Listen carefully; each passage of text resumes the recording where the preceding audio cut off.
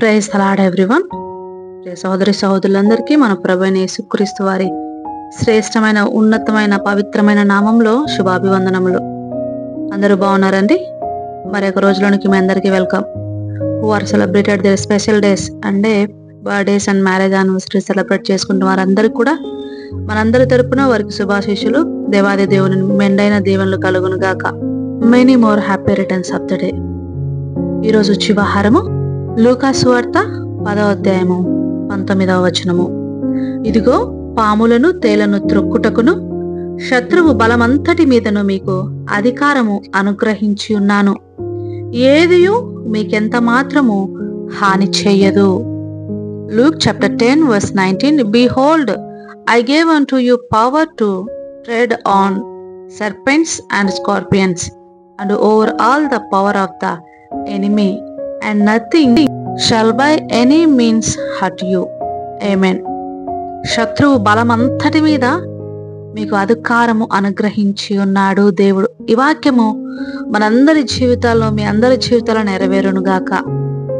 సహోదరి సహోదరులారా, శత్రువు బలం అనగానే మీకు ఎప్పుడో స్నేహితుడుగా ఉండి ఇప్పుడు మీకు అగేనిస్ట్ గా ఉన్నవాడి గురించి, లేదా మీ ఇళ్లలో ఆ పక్కన పొరుగింట్లో ఇంకా మీకు సరిగా మ్యాచ్ అవ్వని సరిపోని వారి గురించి, లేదా బిజినెస్ లో మీకు అపోనెంట్ గా ఉన్న వారి గురించి, ఆఫీస్ లో మీ కొలీగ్స్ మీకు పడని వారి గురించి ఇలా ఆలోచిస్తున్నారా? కాదండి, శత్రువులు అంటే వారు కాదు. మన యొక్క పోరాటము నిజంగా ఎవరితో అంటే కంటికి కనిపించని పోరాటములు మనకు జరుగుతూ ఉన్నాయి. ఆకాశం అందలి చీకటి శక్తులతో మనకు పోరాటం జరుగుతుందని వాక్యం సెలవిస్తున్నది.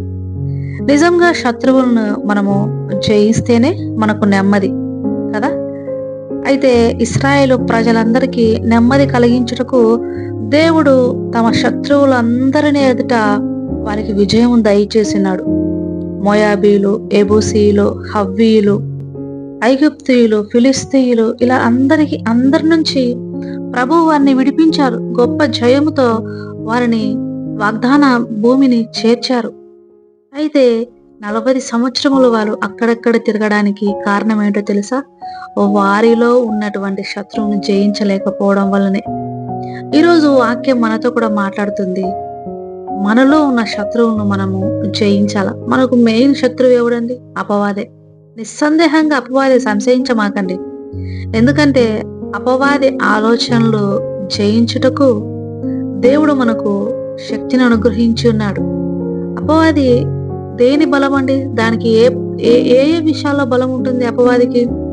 అబద్ధాల మీద, మన ఏడుపు, మన అస్వస్థత, రోగము, దుఃఖము, ఇంకా సనగడము, గొనగడం కూడా అది సాతాను యొక్క లక్షణమేనట. గుర్తుంచుకోనండి. మీలో ఎవరికైనా ఈ యొక్క బలహీనత ఉంటే అది సాతానుకు బలము, మీకు బలహీనత. కాబట్టి ఆ బలమంతటి మీద దేవుడు మనకు అధికారం ఇచ్చినాడు. ఇవ్వండి శత్రువు యొక్క బలము. వాడి బలం ఏంటంటే మనం ఏడ్చినప్పుడు, మనం బాధపడినప్పుడు, మనం తప్పిపోయినప్పుడు, మనం కృంగిపోయినప్పుడు, మనం బూతులు మాట్లాడినప్పుడు, దేవుడికి అయిష్టమైన కార్యములు నడిచినప్పుడు అది శత్రువుకు బలము. అయితే ప్రభు అంటున్నారు, ఆ బలం అంతటి మీద మీకు అధికారం అనుగ్రహించున్నాను, ఏది మీకు ఎంత మాత్రం హాని చేయదు. నిజముగా దేవుడు మనకు అధికారం ఎలా అనుగ్రహించాడు? ప్రార్థన ద్వారా, ఆయన వాక్యమును పఠించుట ద్వారా మనము వీటన్నింటినీ కూడా జయించగలము.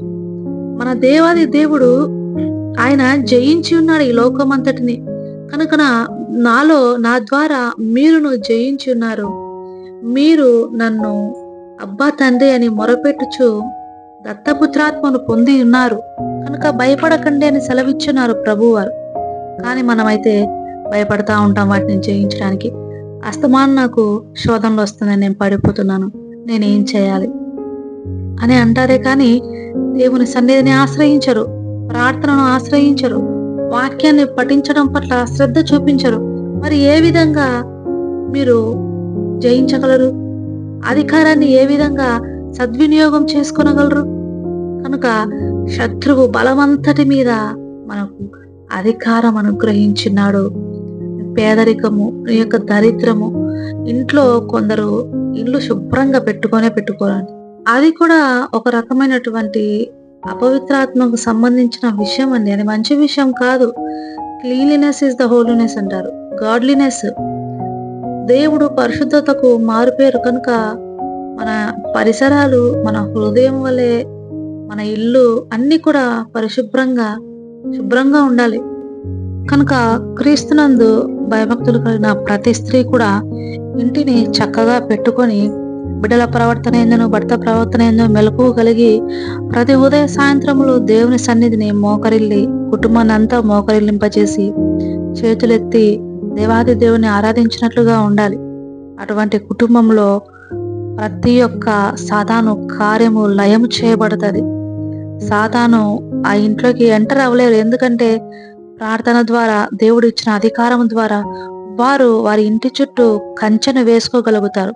నిస్సందేహంగా మన ప్రార్థనలు మన ఇంటి చుట్టూ కంచెగా కాపలిగా ఉంటాయండి. ఏమాత్రం సందేహం లేదు.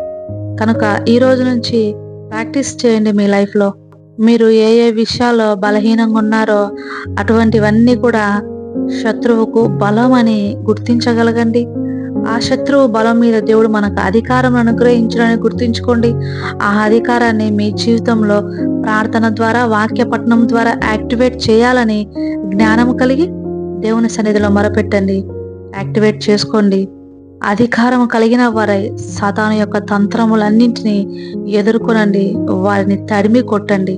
వాడు మీ దగ్గరికి వచ్చినప్పుడు పారిపోండి. దేవుడి వాక్యమును మీ హృదయంలో స్థిరపరిచి ఆయన కొరకు మిమ్మల్ని ఫలింపజేసుకొను గాక. ఆమేన్. కళ్ళు మూసుకొని ప్రార్థనలో ఏకీభవించండి. ప్రార్థన. మహోన్నతుడా, మహాగణుడా, సర్వశక్తిమంతుడా, సర్వాధికారి, మీరు మాకు ఇచ్చినటువంటి యొక్క అధికారమును బట్టి వందనాలు చెల్లిస్తున్నామయ్యా. ప్రవ్వా, మీరు ఇచ్చినటువంటి అధికారమును, తలాంతులను ప్రవ్వా, ఆత్మీయ నేత్రములతో చూడగలిగే కనులు ప్రతి ఒక్కరికి దయచేయండి ప్రభువా. అధికారం గలవారే శత్రువు బలవంతటిని శాసిస్తూ ప్రభువా, మేము వారిని బలహీనులుగా చేయుటకు మా జీవితంలో మీ యొక్క వాగ్దానాలన్నీ కూడా ప్రార్థన ద్వారాను, వాక్యం ద్వారాను యాక్టివేట్ చేసుకునే భాగ్యాన్ని దయచేయండి ప్రభువా. ప్రతి ఉదయ సాయంత్రం మీ సన్నిధిని మోకరిల్లి ప్రభువా మీకు మొరపెట్టినట్లుగా మా యొక్క ప్రార్థన ప్రతి ఉదయ సాయంత్రము మీ గడపదేద్దా కాపు కాసి ఉన్నట్లుగా జాగ్రత్త పడే భాగ్యము ప్రతి బిడ్డకు దయచేయండి.